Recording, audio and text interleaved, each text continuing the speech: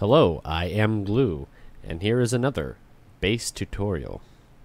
I'm going to show you how to make the sound that's highlighted in red. It just alternates with the bass that I made in the last episode.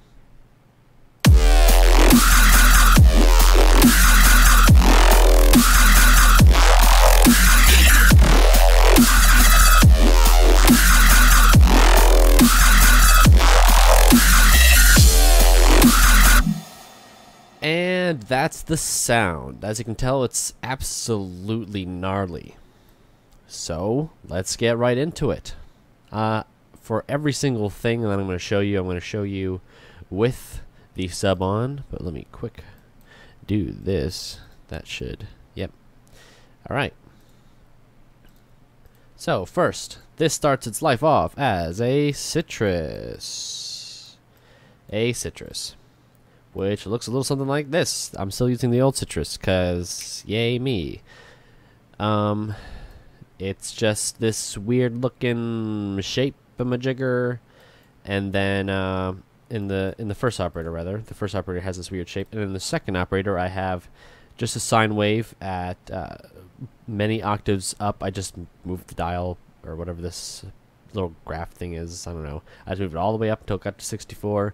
I press this middle thing, which kind of just moves the waveform, kind of scrunches it a little bit, and then does that thing. I don't know. It was cool, and I did it. And then I believe I modded it, or what did I mod? Mod X? Did I forget to do that on one of these? Oh, I modded on operator 3.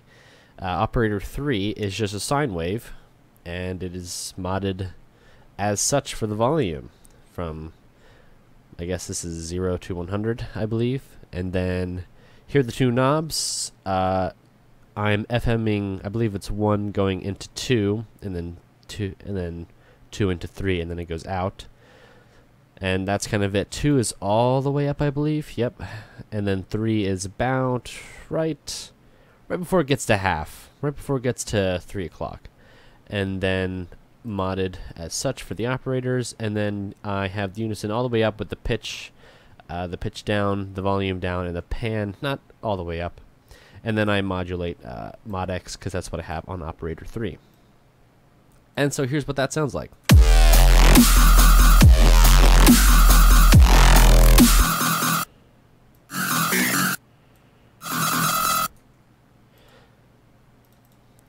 And then after that, I put it through a distortion, which then sounds like this.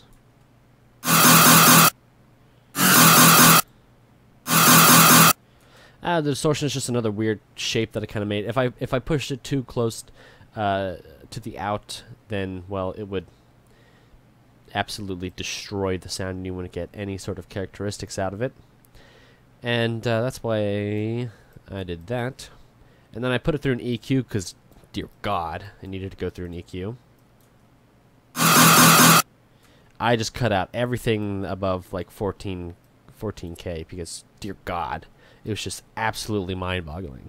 But I didn't need to necessarily do that, but I did that as a precaution, because I put it into a vocoder using Vocodex, because Vocodex is bae, his waifu. That's really gay, Larry. But I have the Vocodex here. This is what it looks like. I have the wet almost at 75, but you can probably just put it at 75. The sound good writer is just a little bit above half, but those two things you can just mix in as accordingly. I have it at order 4 instead of order 2, like it is at default with 53 bands. That was just things. Those are just things that I moved around until they sounded good. I generally move the order around first to see like what maintains the characteristics of the sound the most, if I'm trying to maintain the characteristics. I didn't mess with any of the time variables. I believe I don't mess with this, or do I? But I do mess with the modulator pitch shift, which we'll get to what that looks like down in the graph in a second. So the gain multiplier, I just kind of got rid of all of the lows, because if I left that there, all of this fuzziness just kind of warbles at the bottom. And I kind of lowered the mids a little bit, because it was getting a little messy down there. And so we go for the band distribution. I kind of just moved the tension down a little bit. It didn't change the characteristics too much, but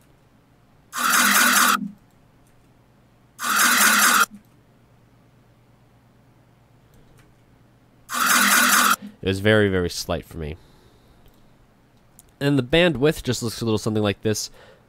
I opened up the low mids and the bass to kind of just have a little bit more open sound in the bottom, and I wanted the upper mids and the highs to have a little more crunchiness to it, and sound more close together. Because if I brought it down,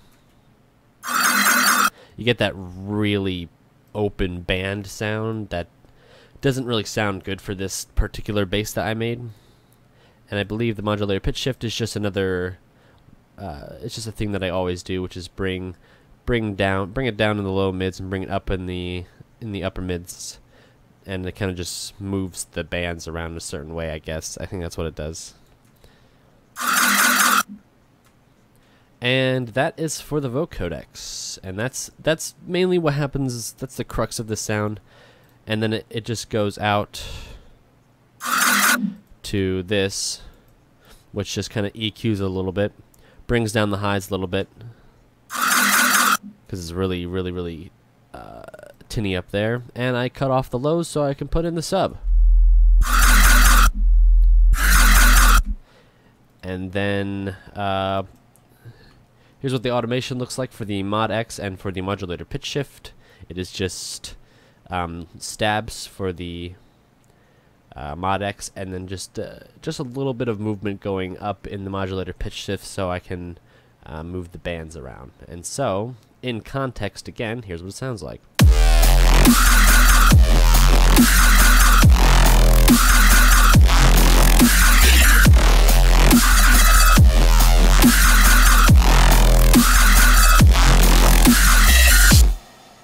And that's about it.